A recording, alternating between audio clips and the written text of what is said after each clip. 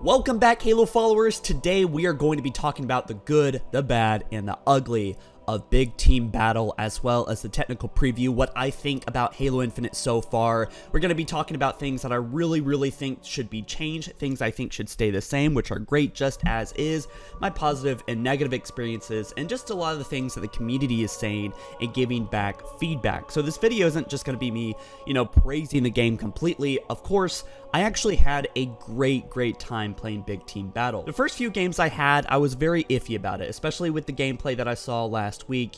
I was just a little bit nervous that there's going to be some problems with the map fragmentation.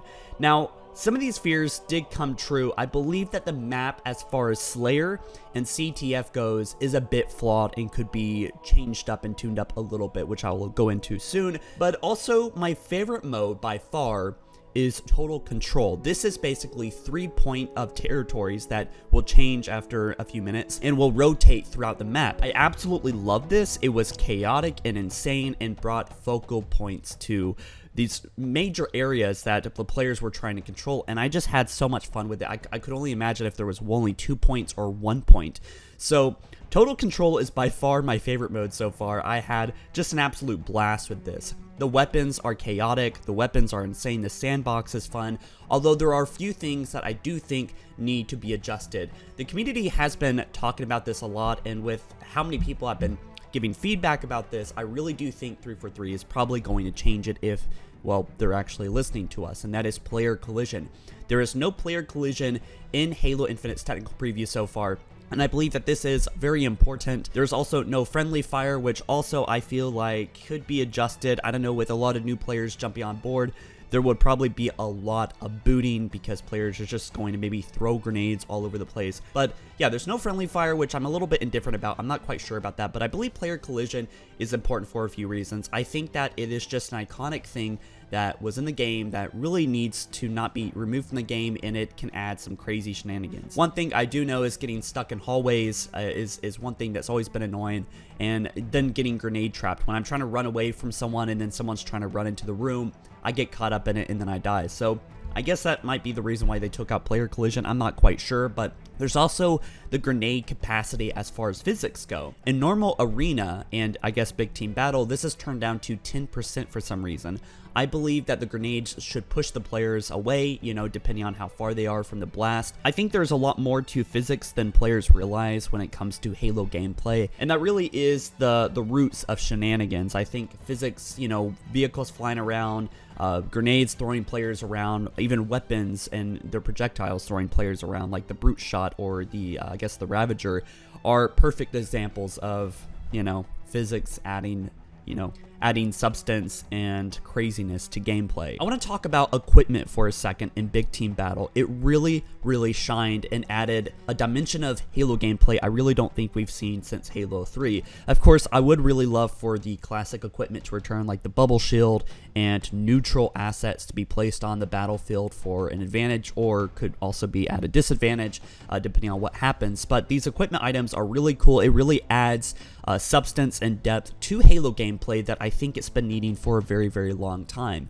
Bungie tried to do this with loadouts and the armor abilities. It wasn't quite like the same thing that we see here. I think this is a lot wackier. It adds a skill gap, unlike maybe some of the armor abilities we saw in Halo Reach, and it's just a lot of crazy fun. My only big critique as far as equipment goes is that I wish that it wasn't so lone wolfy. All these equipment items are very for the player, the individual using the equipment, but not for the team, which is why I want to see the bubble shield return. I know there is the drop wall, but I think the drop wall should have a buff, honestly. One grenade knocks out the drop wall instantly and makes it, I mean, everyone has grenades, so it's kind of like not really that viable like the bubble shield was. I think that the drop wall should probably be buffed up quite a bit. And speaking of buffs and nerfs, I think vehicles definitely need a buff. They have been way too nerfed, at least on this specific map fragmentation. Somebody told me that the reason why the map is so crowded and allows for vehicles to not really have that great of a line of sight or range is because it's supposed to nerf the vehicles, but I don't know why you would want to take that away from the player. Players should be the ones nerfing vehicles, like with the Spartan Laser, with maybe even the Ravager, with the Skewer.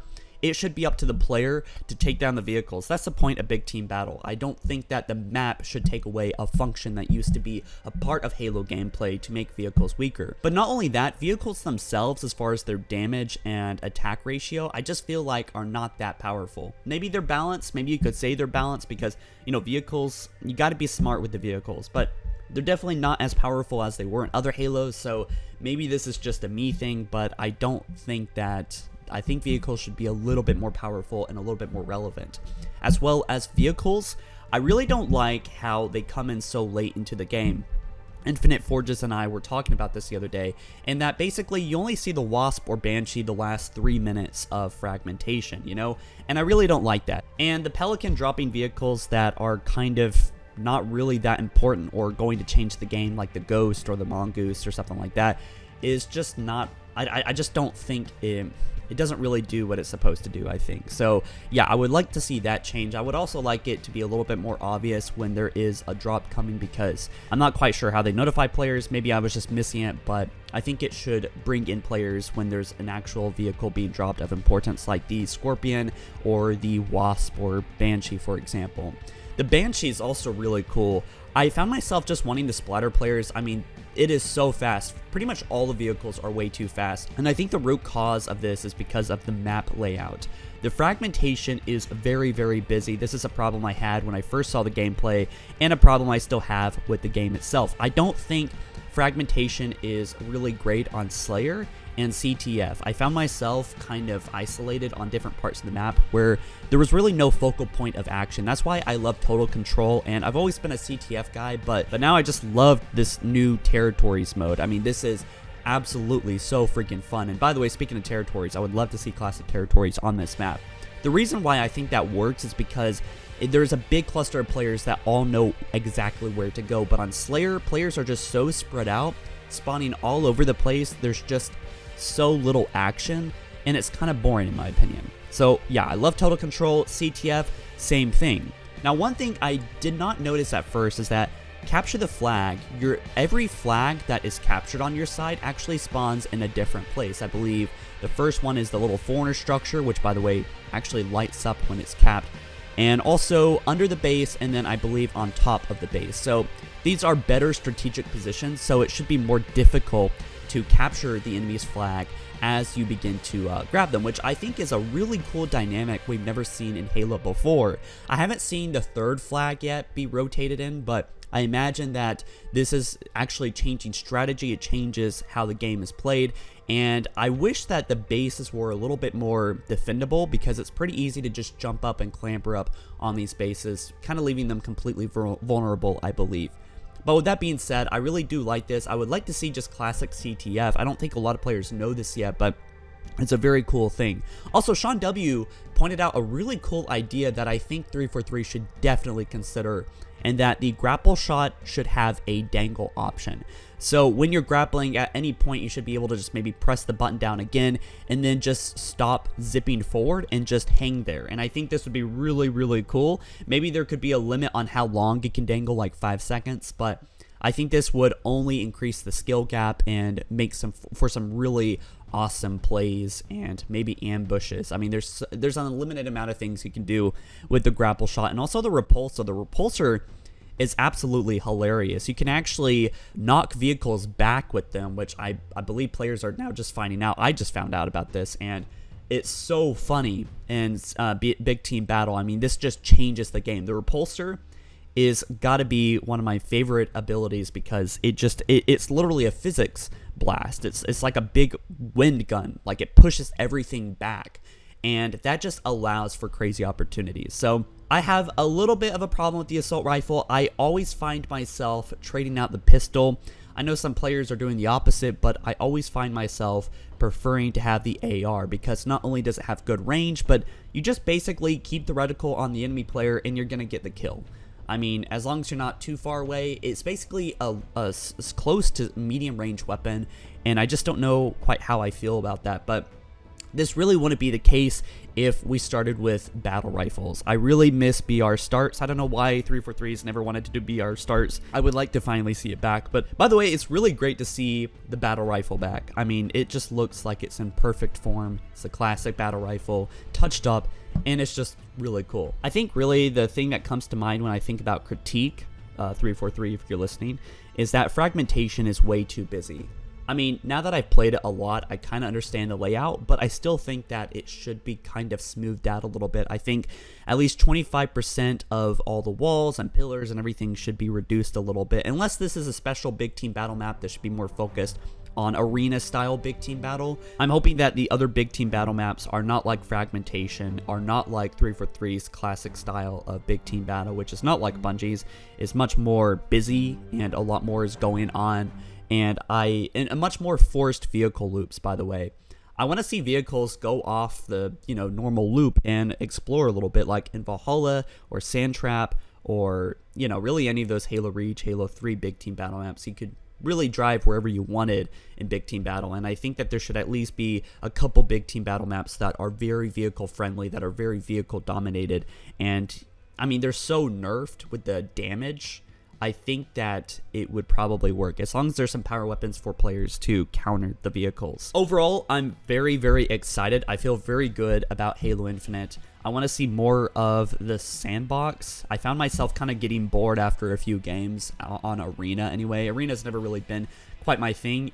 Big team battle, total control is just enough items in the sandbox to really add a crazy amount of fun. And one thing I do want to mention is that when I was playing Big Team Battle, I mean, maybe it's just my headphones. I got like $300 Bose headphones. And man, when I just hear like those beam emitters go off or the Pelican come in, it's just so insane. Like I really feel like I'm playing something different, like something really cool and different, but still like Halo.